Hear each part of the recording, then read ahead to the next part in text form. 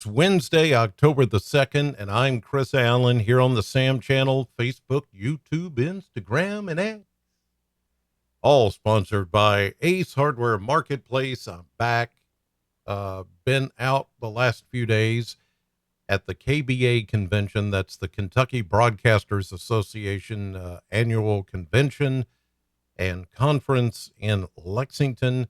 It was a great time. I met so many people, and then it was kind of a reunion of sorts with people that I have worked with and people that have worked with me at places like BKO, namely Gene Burke, who was honored with the Kentucky Mike Hall of Fame Award. He was inducted into the Kentucky Mike Hall of Fame, Mike as in MIC, microphone, which that is short for, as a just a legendary newscaster, and he is. And I worked alongside Gene for over 30 years, and I would not have missed that night, Monday night, for anything.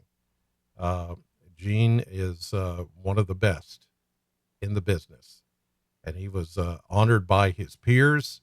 And he's had some health problems here lately with his back, and he's had a couple of surgeries for that. And sometimes it's hard for him to get around, but he was there, and his wife was there, and his daughter, and his family, and even some of the originals from back in the day when we were all together, me, Gene Burke, Amy Bingham. A lot of us were there just to kind of cheer, well, not to kind of cheer, but to cheer Gene Burke on. And so it was an awesome night. So that's where I've been the last couple of days. Back at it now with not too bad of a forecast. We have some clouds out there this morning on the Plano cam, but these will be clearing out as the day progresses. We're even seeing a few areas of patchy fog, but boy, does it feel nice. Lower humidity levels this morning, cooler temperatures than what we had yesterday morning, and it is just extraordinary. Looking at the radar, there's nothing there. You're not going to find anything on radar today, as everything is just very, very quiet. So everything is dry. We had a cold front come through last evening. That front, all it did was bring some of the clouds that we're seeing this morning, and it also brought in a wind shift from the north and west, the cooler temperatures and the less humid air that we are feeling right now, and we will feel all day. That's all that front is doing. And as I mentioned, those clouds that you see there on the Plano cam, those are going to go away, and sunshine's going to make a big comeback today after what happened with Helene and the low clouds and the drizzle and the showers and the fog. And yeah, all that's going to be fading away as we go through time. Here's a look at the Kentucky Mesonet temperatures and more this morning. How about this? Oh, look at those temperatures. Woo! Boy, does it feel good. Look at these low 50s off to the north of us this morning. Then it gets closer to upper 50s to low 60s as you head south and east toward the Cumberland Plateau. East of Bowling Green, west of Bowling Green, it's only in the low 50s where skies have already cleared and the less humid air is taking over. In fact, let's check dew points. Look at that. 50-degree dew points. Well, mid 50s, upper 50s to near 60 east. But look, low 50s and, oh, look at this. Upper 40-degree dew points right now in western Kentucky. How about that? And then we've got a bit of a breeze that makes it feel even better. The winds are coming from the north at about 5 to 10 with some breezy conditions at sometimes 10 to 15.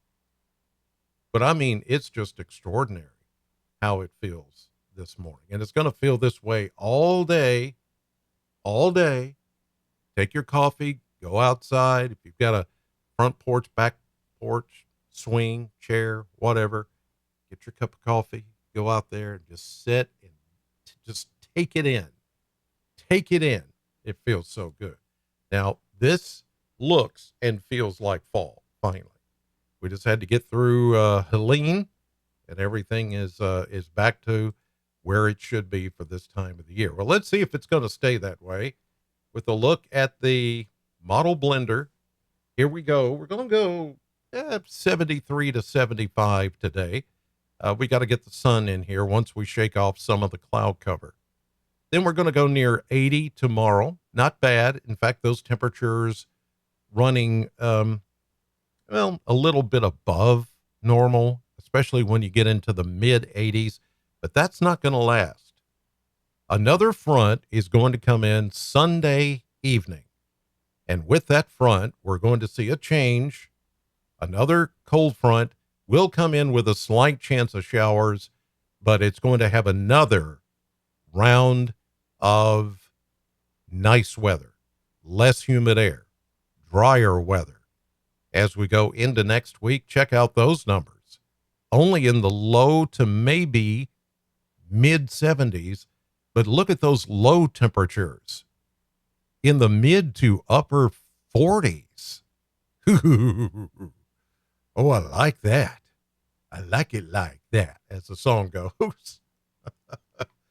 I mean, it is going to be absolutely spectacular after this coming Sunday. So a few more days of, except for today, slightly warmer than normal temperatures. But then after that, everything's going to really feel great. All right, let's check out the maps here. And you'll be able to see how just great it's going to be. There's our front to the east, and now we're getting the benefits of high pressure, cooler, drier, less humid air coming in and feeling fine this morning. We do that again this afternoon, this evening. Tomorrow morning, maybe some more fog, as indicated here with those yellow shaded areas. We get into late morning, mid-afternoon to evening. Here comes another system. This is the one that will affect our weather for Sunday. But this is Thursday that we're looking at. Friday morning, we start with more fog. We start to see a little bit of Gulf moisture ahead of the cold front. I don't think we're going to see it to start on Friday. Saturday, we'll see the front coming on through. Sunday, yes, the second part of the front will start to make some headway here. There may be a little bit of shower activity with the initial front. This front back behind it's just going to fall apart, and all it's going to do is reinforce the cooler, drier, less humid air as we get into the beginning of next week. Here's Monday, and this is Tuesday. Nice. Fall-like. It is going to be a very, very good stretch of dry weather, pleasant weather. And here's the best news of all. Helene helped us catch up so much on the rainfall that we're not so much worried about drought now. We're not so much worried about going that many days without rain, without measurable rainfall. I think we're good. We can go into this and feel like, well, it's not going to rain for a few days, but we're okay with that. Some things need to actually dry out a little bit longer before we get any more measurable rainfall. Okay, that's it. Plain and simple. Not much happening, and I don't see much happening. In fact, in the Gulf of Mexico, there's a couple of little things that we're watching, but nothing that looks like Helene, nothing that is raising a big red flag. We're just going to let things just kind of settle down for a while. There's the immense cleanup that is going on in the Carolinas, probably the worst disaster that they've had in the Smoky Mountains and Appalachia. from flooding, and just mm, it is just so incredible. The pictures and the videos just don't do it justice. Uh, it's just awful. So we continue to pray for them and think of them, and whatever you can do, contribute. Money is the best thing you could give at this point to the American Red Cross, any charity organizations. I know some are collecting items a little bit closer to where the damage took place. But for us here in Southern Kentucky, the best thing you can do is donate your dollars. Then that way the American Red Cross can go to those places, give those people vouchers where they can go to businesses that do remain open nearby and help regenerate those dollars in those communities and help the locals there get back on their feet. They can buy clothing, they can buy the things that they need. And that's how it's done. That way, because let me tell you, and I've done this for a long time, been part of these relief efforts for many, many years, ever since Hurricane Andrew. And that was back in the 90s, wasn't it? Late 80s, early 90s. Anyway, um, and I know that logistically it's hard to collect. I know you want to give clothes and furniture and toys and all these canned goods and all, that's all great, but the logistics keep us from, you got to have a place to put it. Then you got to get clearance to get into those communities to pass out all of that. I mean, there's so many logistical things that are just hard to deal with, and that delays those things getting to the right people. But when you donate money and the Red Cross is already there on the ground, Salvation Army, Southern Baptist Convention, people are there. Everybody is doing kitchens and doing all these things and getting things set up.